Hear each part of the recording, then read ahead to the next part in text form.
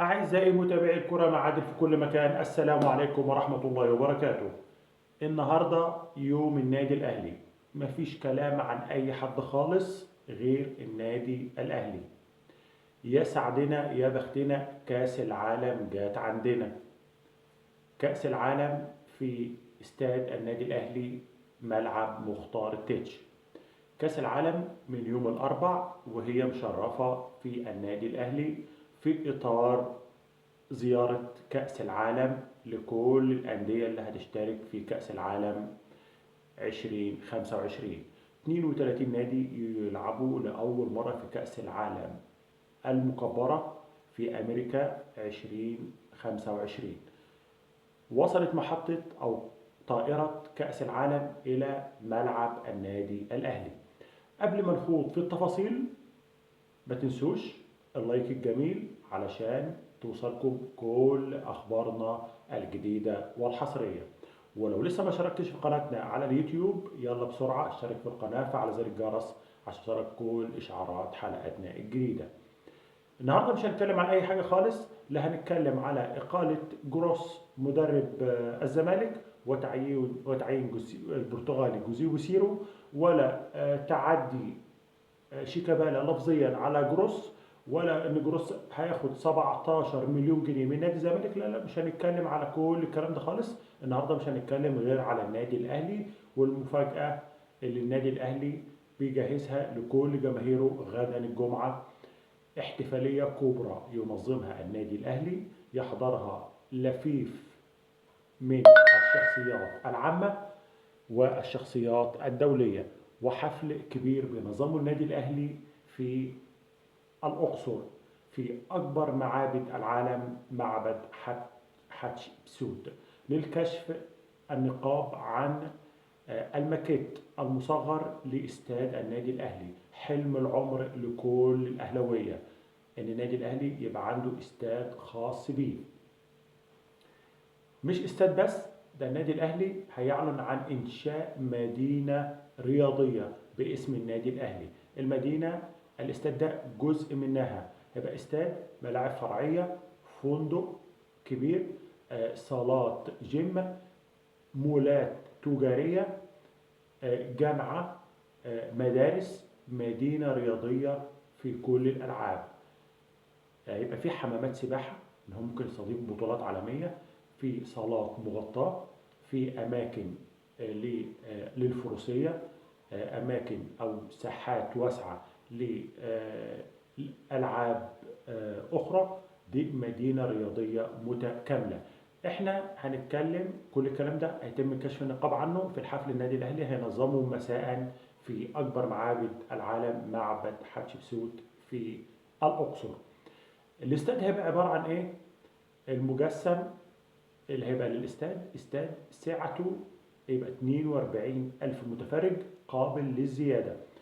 هيتم إنشاء الاستاد ده في خطة زمنية 4 سنوات. تكلفة الاستاد تكلف 8 مليار جنيه مصري. يعني في خلال 4 سنين، يعني 29 يتم الافتتاح الاستاد، والشركة بتقول، الشركة اللي هتنفذ بتقول قبل كده إن شاء الله. سعة الاستاد 42 ألف متفرج. هيستخدم في الاستاد الذكاء الاصطناعي، بوابات إلكترونية هتطلع المدرج بتاعك، مش هتطلع على سلالم، لا، في مصاعد إن هو يطلعك المدرج. ممر خاص لذوي الهمم إن هو يخش الملعب مستريح. تحت المدرجات هيبقى أماكن للإحماء اللاعبين، ملاعب فرعية لإقامة مباريات أخرى على الملاعب الفرعية دي بخلاف الاستاد الرئيسي. النجيلة بتاعت الاستاد ممكن وقت الصيانة بتاعته النجيلة إن هي بتطوي، يطوي النجيلة يشيلها، يعمل صيانة في الأرضية، لأن هيبقى في الأرضية مجهزة إن هي تستقبل أي مياه أمطار نازلة بتبلع المية وما تأثرش على النجيلة. في فترة الشتاء في سخانات أرضية مطلعة دفى للعيبة عشان ما يحسوش ببرودة الجو. ملعب مجهز من كل شيء، زي ما قلت لحضراتكم، بوابات إلكترونية، أنت داخل بتحط التذكرة بتاعتك، البوابة بتفتح لك ان انت تخش. انت في المدرج اللي فوق بتركب مصعد عشان تطلع للمدرج.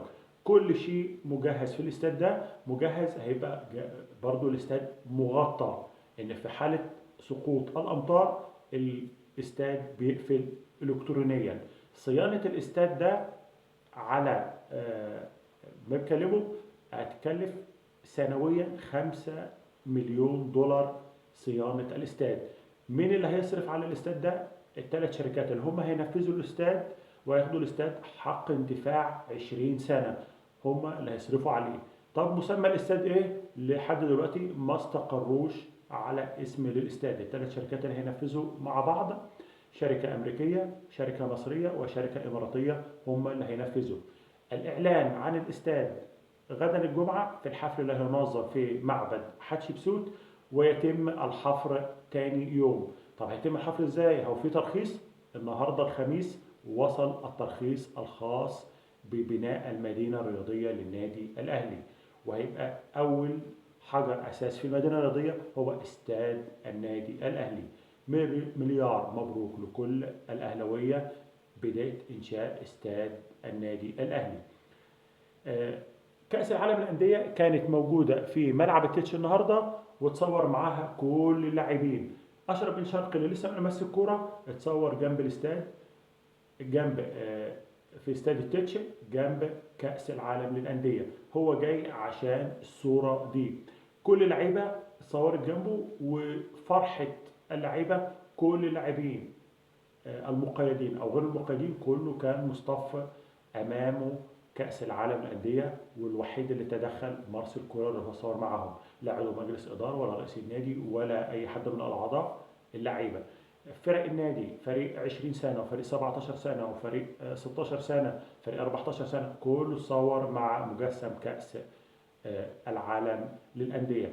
طبعا اللي مصاحب كأس العالم للأندية اللي هو يلف فيه كل الدولة هتشارك في كأس، كل الأندية هتشارك في كأس العالم للأندية. كريستيان فيري النجم الإيطالي هو اللي مصاحب للكأس اللي هي وصلت النادي الأهلي. النهارده كان حديثنا كله عن حلم العمر اللي هو سوف يتم تنفيذه في النادي الأهلي، وسيتم الإعلان عنه في الحفل نظام النادي الأهلي في معبد حتشبسوت غدا إن شاء الله.